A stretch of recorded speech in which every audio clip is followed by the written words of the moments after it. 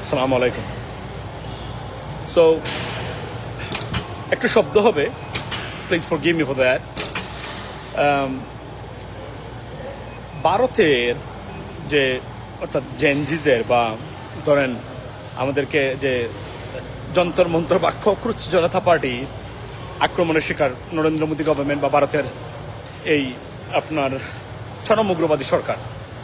কিন্তু ভাই, এই প্রোটেস্টে ভারতীয় মানে যে প্রতিবাদকারী বা যারা প্রোটেস্টার্স যারা, তারা যে কি পরিমাণ মানে মানে বিতলালুক, আমি এর চেয়ে খারাপ শব্দ ইউজ করতে চাই না, এটা বাংলাদেশেও এভাবে ঘটে নাই।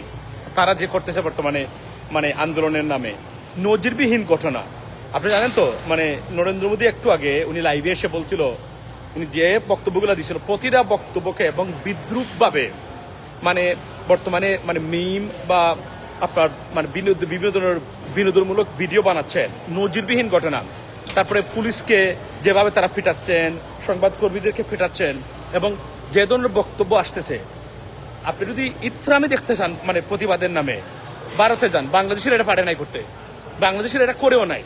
ভারতে চরম বিতলামি চলছে এই মুহূর্তে নরেন্দ্র মোদী গভর্নমেন্টকে নিয়ে। আপনি কল্পনা করতে পারবেন না। এমন ধ্রুব রাঠি যে আছে, তার ভিডিওতে একটু যান, এরপরে আরো যে যত জায়গা আছে প্রত্যেকটা জায়গাতেই আপনি গিয়ে দেখেন। মানে ঠিক একই অবস্থা হয়েছিল ওবায়দুল কাদেরের, একই অবস্থা হয়েছিল শেখ হাসিনার। কিভাবে আমি বলি, মানে শেখ হাসিনা সরকার যখন কোনো দেশের জনগণ একটা সরকারকে নিয়ে ঠাট্টা করে, প্রতিবাদ নয় ঠাট্টা কিন্তু সবচেয়ে বড় প্রতিবাদ পৃথিবীতে, একটা সরকারকে নিয়ে ঠাট্টা করা, যেটা মানে ধরেন গুরুত্ব না দেওয়া, মানে লাফিং স্টকে পরিণত হওয়া বা হাসি তামাশা। পলিটিশিয়ানরা যখন হাসি তামাশার জায়গা হয়ে যায় বা বস্তু হয়ে যায়, ধরে নেবেন এই রাজনৈতিক গোষ্ঠীর পতন বা মৃত্যু হয়েছে। ফিজিক্যালি কোন জায়গায় আছে কিনা আছে এটা আমরা দেখার দরকার নাই। মানে মূলত এরা তো রেসপেক্টের জায়গায়, সরকারের যে কোন মানে পলিসির বিরুদ্ধে যে কেউ প্রতিবাদ করতে পারে। এটা পৃথিবীতে অনেক জনপ্রিয় সরকারের বিরুদ্ধে প্রতিবাদ হয়। কিন্তু যখন ওই লেভেলে চলে যাবে, এই হাসিনা গেছিল, শেখ হাসিনা গেছিল, উনি চলে গেছিল এই লেভেলে, মানে আছে ওবায়দুল কাদের কিছু বললেই মানে অ্যাক্রস দ্য বোর্ড এটা নিয়ে হাসি তামাশা হতো। যখন কোনো রাজনৈতিক গোষ্ঠী বা পলিটিক্যাল গ্রুপ বা সরকার দেখবেন যে জনপ্রিয়তার বাইরে মানুষ নিয়ে তাকে ট্রল করে, হাসি তামাশা করে, আর ইসলামিক বক্তা, মনে রাখবেন আপনি শেষ, ইউ আর ডান।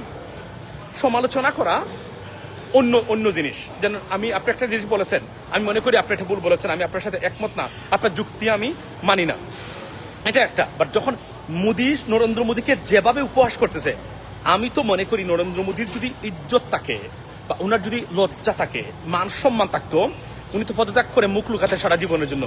নতুন প্রজন্ম এতটা লাফিং, আপনি জানেন যে নরেন্দ্র মোদী বা শেখ হাসিনার মতো মানুষ, তারা শুধুমাত্র মূর্খ বা মানে চরম মানে কি বলবে, একদম একদম মানে জ্ঞানের দিক থেকে সবচেয়ে নিম্ন শ্রেণীতে অবস্থান যারা মানুষ, আম জনতা বলতে গেলে নিকৃষ্ট আম জনতা, মানে এক ধরনের এদের মানে মানে কিছু প্রিয় লেখাপড়া জানা জ্ঞানী মানুষ। এখন প্রশ্ন হলো, লেখাপড়া থাকলে কি জ্ঞানী হয়? না, সেন্সিবিলিটি অন্য জিনিস, লেখাপড়ার বাইরেও সেন্সিবিলিটি আসতে পারে আপনার।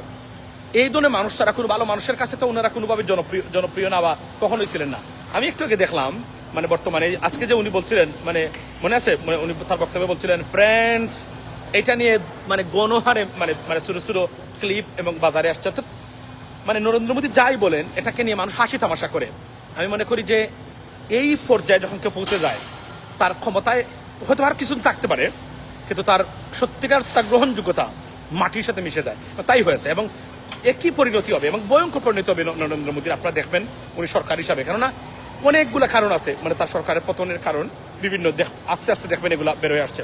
That's what it is. আমি আসলে জিমে আছি, মানে এটা বসে বসে ধরেন প্রতি ওয়ার্কআউটের মাঝখানে আপনি কিছু রেস্ট নেয় সবাই, ঠিক এই অবস্থার মধ্যে ভিডিওগুলো আমার সামনে পড়ে। আর যেহেতু আপনি যখন ফেসবুক বা মানে টিকটকে বা ইউটিউবে একই ধারার ভিডিও দেখবেন, they will suggest one after another, I mean pretty similar. So এটা একটা কারণ ডেফিনেটলি। তো এটা আর কি, মানে সরকারের যে বর্তমান মানে বিজেপি সরকারের যে অবস্থা দেখতেছি, আমি জানি না এই সরকার টিকে থাকলে ভারতের কী ধরনের ক্ষতিগ্রস্ত বা কতটা ভয়ঙ্কর ক্ষতির মুখে পড়তে পারে ভারত, সেটাই এখন দেখার বিষয়। ভালো থাকবেন, কথা হবে অন্য সময়। আসসালামু আলাইকুম।